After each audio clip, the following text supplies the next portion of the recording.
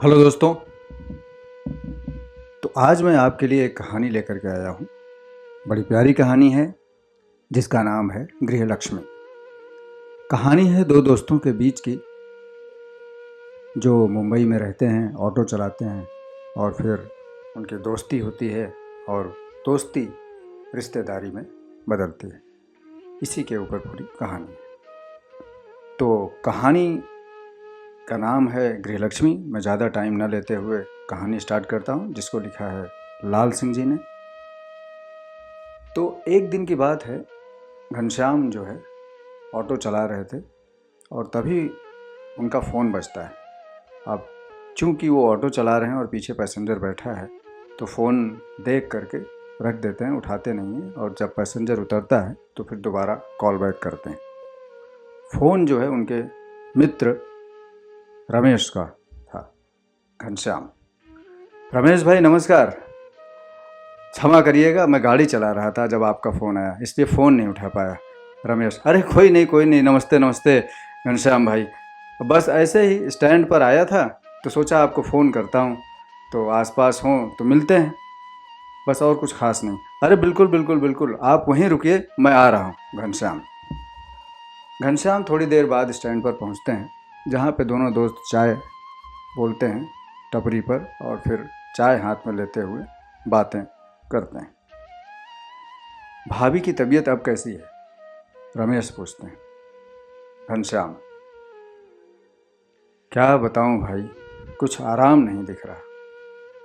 दरअसल में 3 महीना पहले घनश्याम की बीवी को हार्ट अटैक हुआ था और नर्वस सिस्टम में कुछ प्रॉब्लम था, तो उस वजह से उनका दाहिना हाथ और पैर काम नहीं कर रहा था और मुंह भी टेढ़ा हो गया था।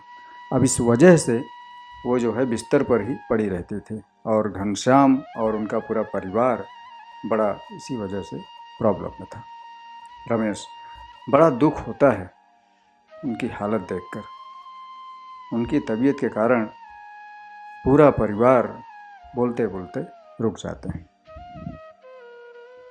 उदास मन से घनश्याम: सब तकदीर का खेल है भाई, अब बच्चे भी उन्हीं के पीछे परेशान हैं।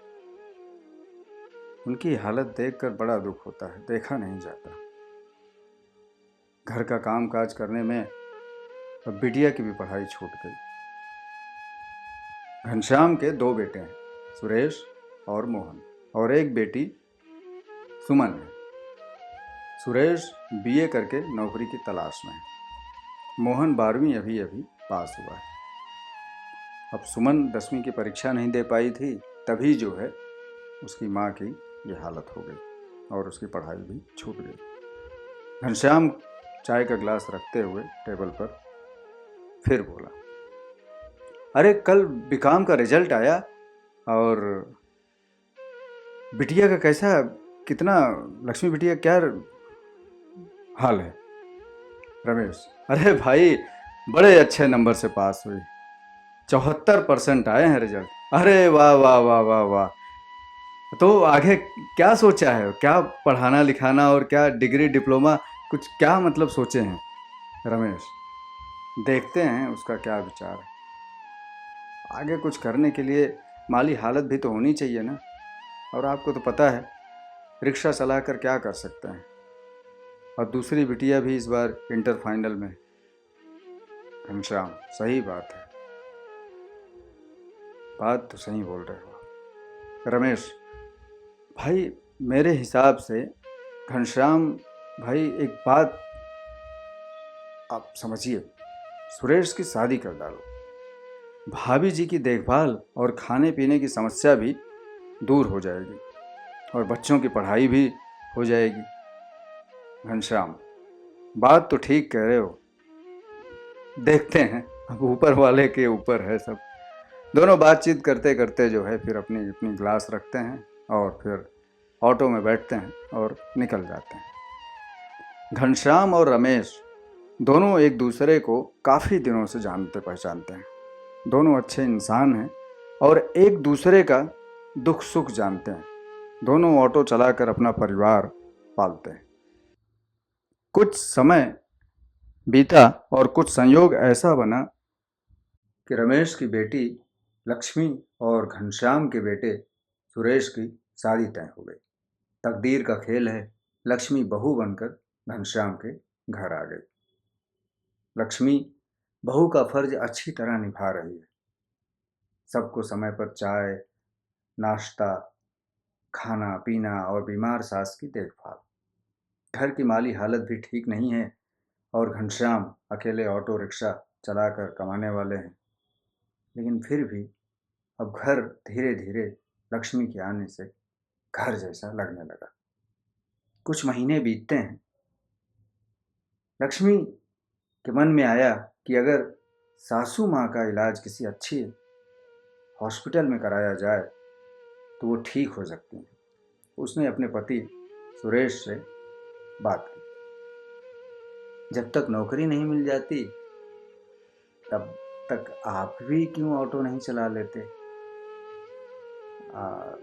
लेकिन ऑटो चलाने के लिए लाइसेंस बैज चाहिए ना। सुरेश, मैं ऑटो चला सकता हूँ, मेरे पास लाइसेंस बैज भी है और पहले मैंने कोशिश भी की थी, लेकिन पिताजी मना कर दिए थे तो दोबारा हिम्मत नहीं पड़ी उनसे बोलने। लक्ष्मी, मैं पिताजी से बात करती हूँ फिर। अब दूसरे दिन सुबह चाय नाश्ता देने के बाद लक्ष्मी ने अपने ससुर घनश्याम से कहा, पिताजी आपसे कुछ बात करनी थी। घनश्याम, बोलो बेटा, क्या बात है? लक्ष्मी, हाँ, मम्मी का इलाज अगर किसी अच्छे डॉक्टर से या किसी अच्छी जगह हॉस्पिटल में कराया जाए तो वो जल्दी ठीक हो सकती हैं।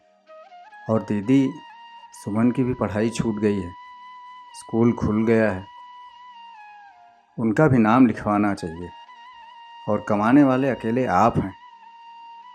तो जब तक इनको नौकरी नहीं मिलती कोई रिक्शा दिला दीजिए ना, ये भी चलाया करेंगे, कुछ इनकम बढ़ जाएगी और ये सब काम भी हो जाएगा। घनश्याम, बात तो ठीक कह रही हो बेटी, लेकिन इतना पढ़ लिख कर अब रिक्शा चलाएगा। खैर कोई बात नहीं, ज़रूर सोचता हूँ कुछ।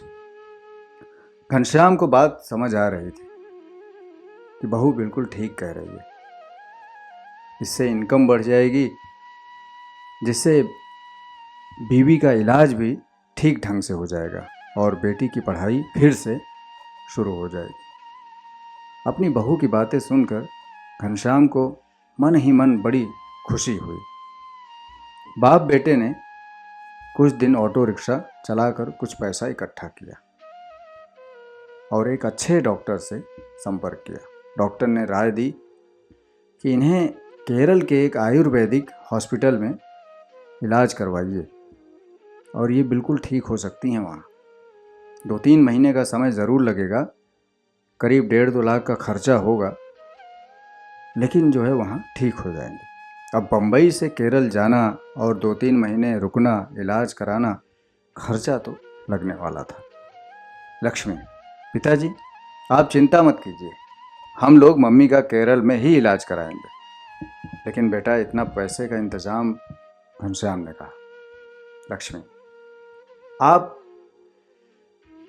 चिंता मत करिए, हम अपने जेवर गिरवी रख देंगे या बेच देंगे, लेकिन मम्मी का इलाज और दीदी का एडमिशन ज़रूर कराएंगे। ये दोनों काम बहुत ज़रूरी है पिताजी, इसे टालना ठीक नहीं। लक्ष्मी की बातें सुनकर घनश्याम चुप रह गए। उन्हें अपनी बहू लक्ष्मी पर बहुत गर्व हो रहा था। लक्ष्मी ने सुमन का एडमिशन कराया और कॉलेज सुमन जाने लगी। लक्ष्मी के व्यवहार से पूरा परिवार खुश था।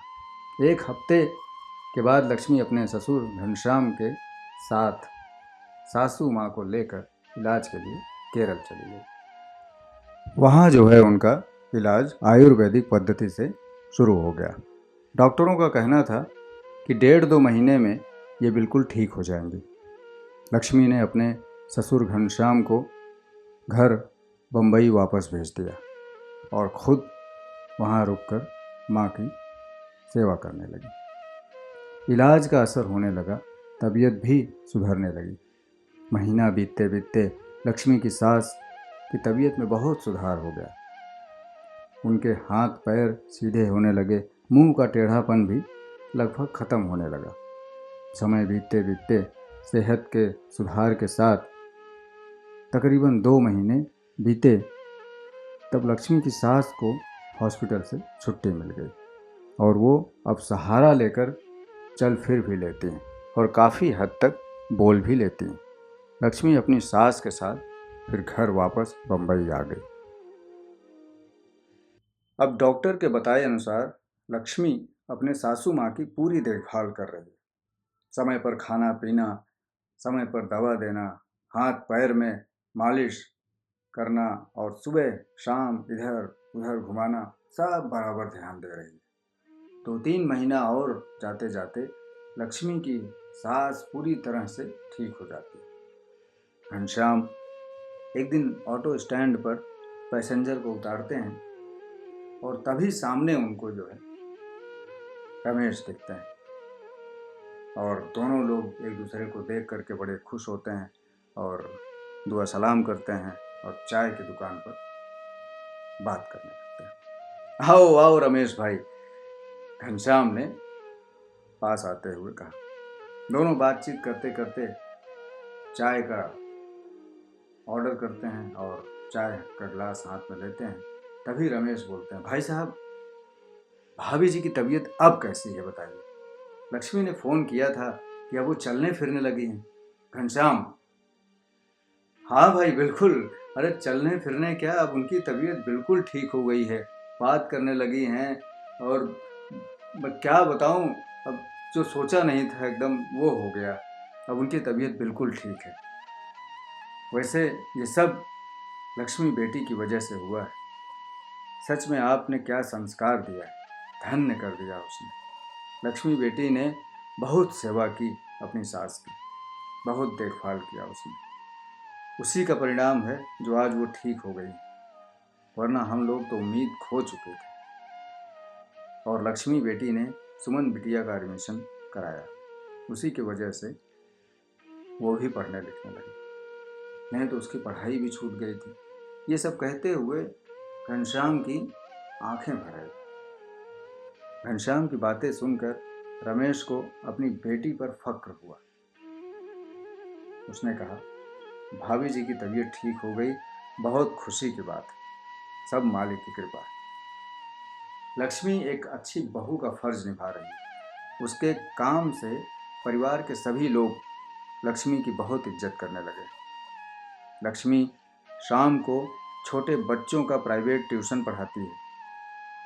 उसकी ननद और देवर भी उसके इस काम में मदद करते हैं। अब उसके परिवार की इनकम भी ठीक हो गई। सबकी पढ़ाई, सास की दवा और खर्च सब अच्छी तरह से चल रहा है। कुछ महीने के बाद लक्ष्मी के पति सुरेश की नौकरी भी स्टेट बैंक में एज ए क्लर्क के पोस्ट पर लग जाती है। सुबह के 11 बजे हैं। लक्ष्मी की पड़ोसन पार्वती चाची घर के पास आती हैं और दरवाजे के अंदर आकर के बैठती हैं। लक्ष्मी उनको कुर्सी देती है और पार्वती चाची का पैर छूकर आशीर्वाद देती है।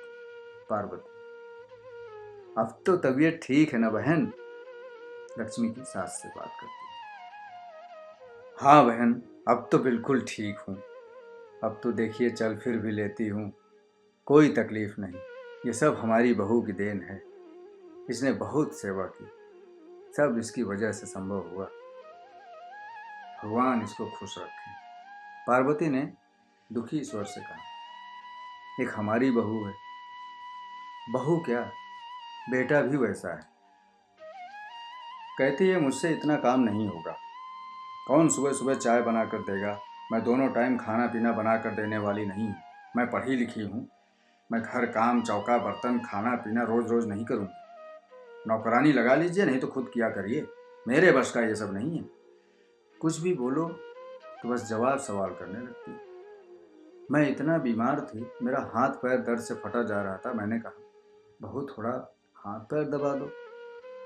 दबाने को कौन कहे, उसने बात तक नहीं की। लड़का भी उसी की बात सुनता है, उसी का गुलाम हो गया, कुछ नहीं बोलता उसे। एक दिन मैंने कहा, बेटा बहू बहुत जवाब सवाल करने लगी है, उल्टा ही बोलती है, जो कहती हूँ कुछ सुनती नहीं है, तुम जरा उसको समझाओ। तो बेटा बोलता है, तुम भी तो पक पक करती रहती हो, कह के चला गया। कल शाम को बहू ने अपना सब सामान वगैरह लिया और बड़बड़ करती चली गई। अपने पति को बोलकर गई है कि तुम अगर दूसरा घर नहीं लिए तो मैं इस घर में दोबारा नहीं आऊँगी, जब दूसरा घर लोगे तभी मैं तुम्हारे साथ रहने आऊँगी। अब क्या बोलूँ बहन, बोलते बोलते पार्वती चाची जो है रोने लगती। लक्ष्मी की सास उसे चुप कराती। आंसू पोंछते पोंछते पार्वती बोल उठती है, भगवान बहू दे तो तुम्हारी बहू जैसी। पूरी बस्ती लक्ष्मी की तारीफ करती। इतना पढ़ लिख कर घर का काम सब करना, खाना पीना, बर्तन चौका और पूरे परिवार का ध्यान, और ऊपर से ट्यूशन। तुम्हारी सेवा तो बहन इसने इतना किया कि अपनी सगी बेटी भी नहीं करेगी। धन्य है इसके माँ बाप जो इसको ऐसा संस्कार दिए। भगवान सबको ऐसी बहू दे, हमारी जैसी बहू किसी को न दे। लक्ष्मी की सास बोलती हैं, बात तो सही कह रही हो पार्वती, लक्ष्मी बेटी से बढ़कर है, और हर सास को भी मैं तो कहती हूँ कि भले बहू हो, बेटी जैसा ही दर्जा दो, तो जो है ये बेटी और सास का फर्क मिट जाएगा। ये बात तो है, कोई पूर्व जन्म का अच्छा कर्म था जो भगवान ने मुझे लक्ष्मी जैसी बहू दी। काफ़ी देर तक दोनों बातें करते बैठी रहती हैं। फिर पार्वती बोलती हैं, चलती हूँ बहन, खाना पीना मुझे ही बनाना है।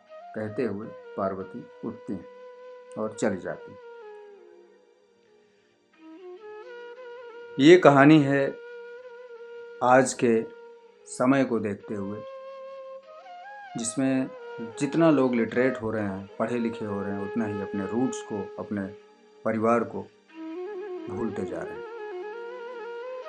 होप आपको अच्छी लगी होगी और पसंद आएगी, तो ज़रूर शेयर करिए, और चैनल सब्सक्राइब नहीं किए हो तो कर लीजिएगा।